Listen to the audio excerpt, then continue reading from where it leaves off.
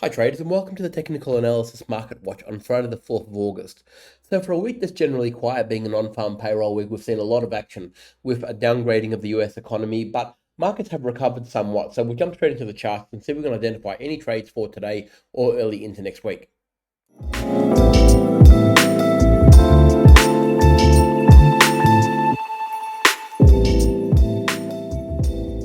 All right, so we'll start out here with the Aussie USD, and you can see that we hit the support level that we thought we probably will after last week's massive sell-off.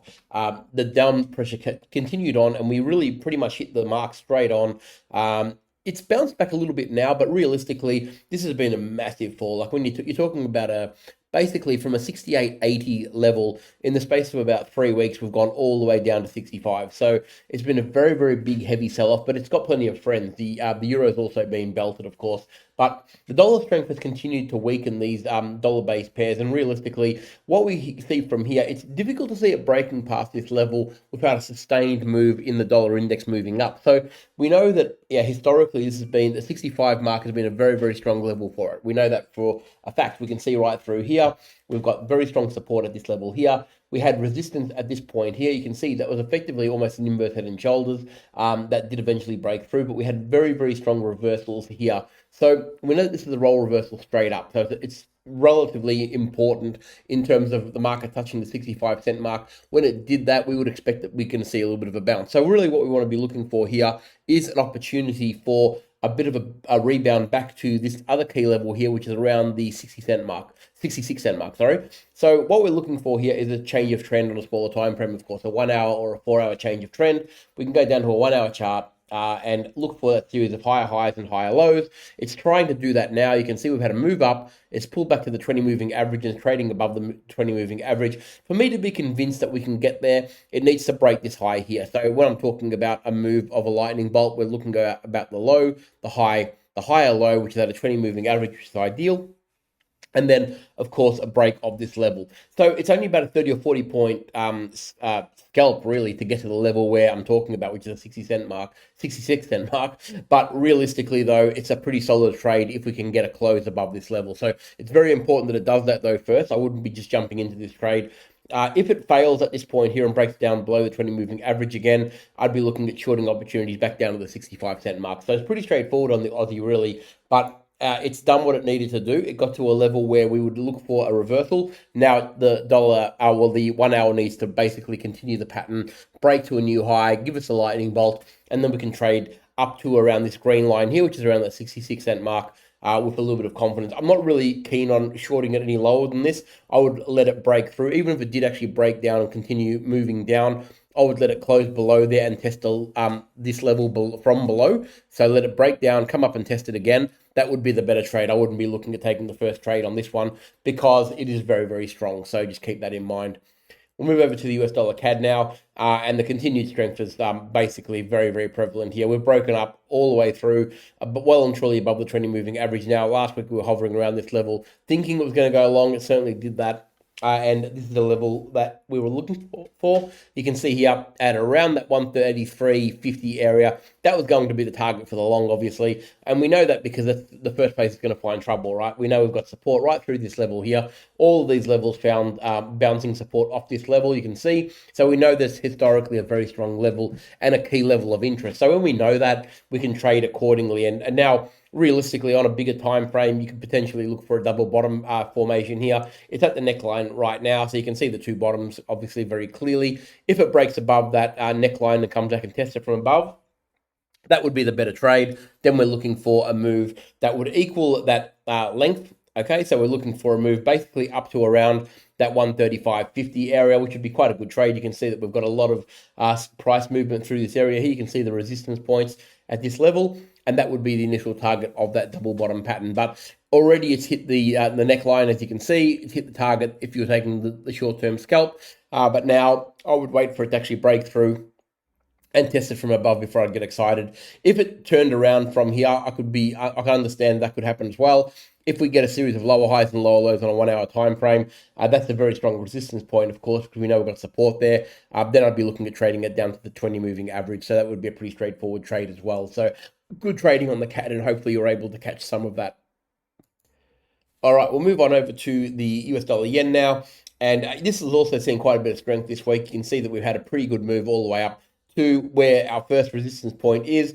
Sold off a little bit at this point, but look, we've had a US economic downgrade. So a lot of these currencies are being affected a little bit. Probably bolstered by that news, but we've seen a little bit of recovery in the indices, which we'll touch on a little bit later. But yeah, in reality, we're in a non-farm payroll week. We know we're generally a little bit slow, so we're probably seeing more action than we normally would anyway. It wouldn't surprise me at all to see this turn around and get up here. I wouldn't trade it long. It's hit the target anyway. This is the target that we were aiming for, which is that 143.20.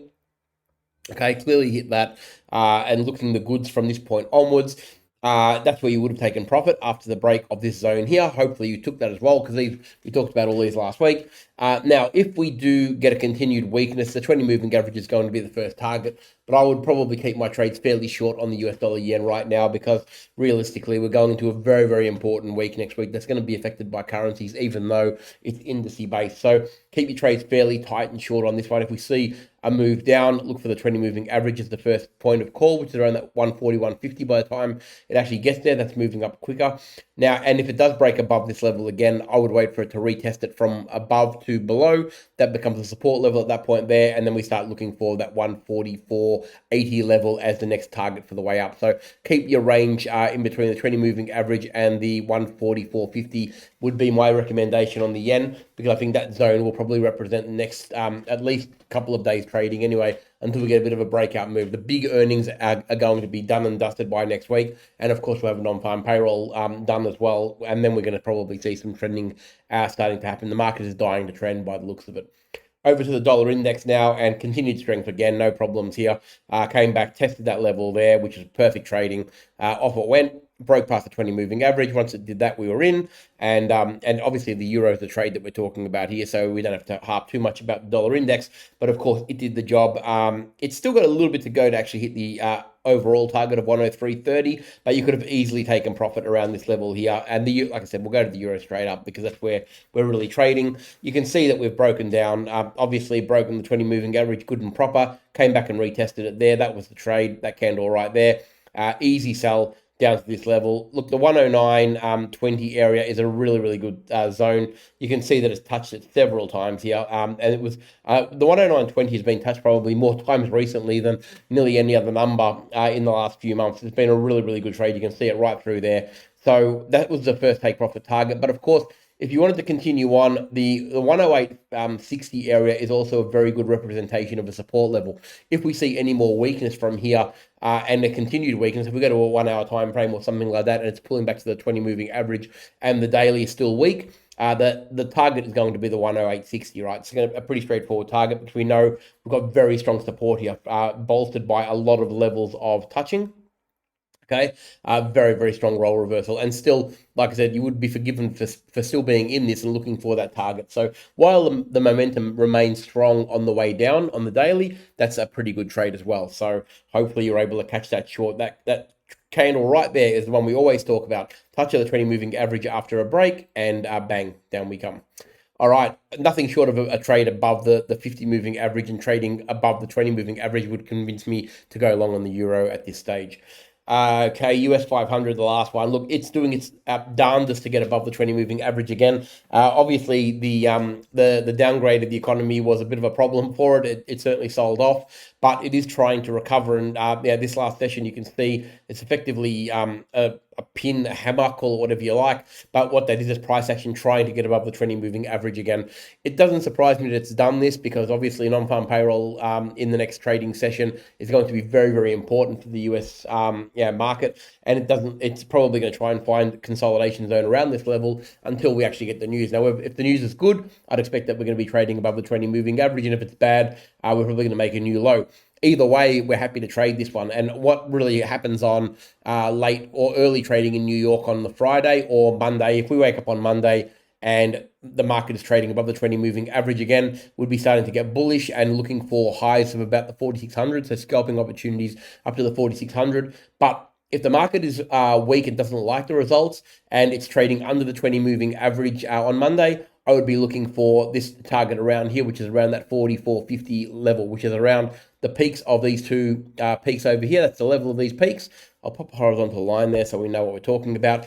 That's the level I'd be looking for. So if we get a daily close below the 20 moving average over the weekend, I'd be looking at targeting this zone here over the course of the start of the week, with a couple of very big earnings happening next week as well. But yeah, the signs are starting to get a little bit weak if that happens overnight with the non-farm payrolls. If we're closing below the 20 moving average, I'm not so sure good earnings are going to save it, and they're really NASDAQ based anyway. If we get a daily close above the 20 moving average, though, on Monday, that's a different story altogether. And then we'll be starting to target the 45.80 in the first instance, and then up to the 4600. But good trading coming up. Hopefully you're able to catch a few of these trades because we have been talking about them. They played out quite nicely this week. Hope everybody's had a great week's trading. Have a great weekend, and I look forward to seeing you all next week.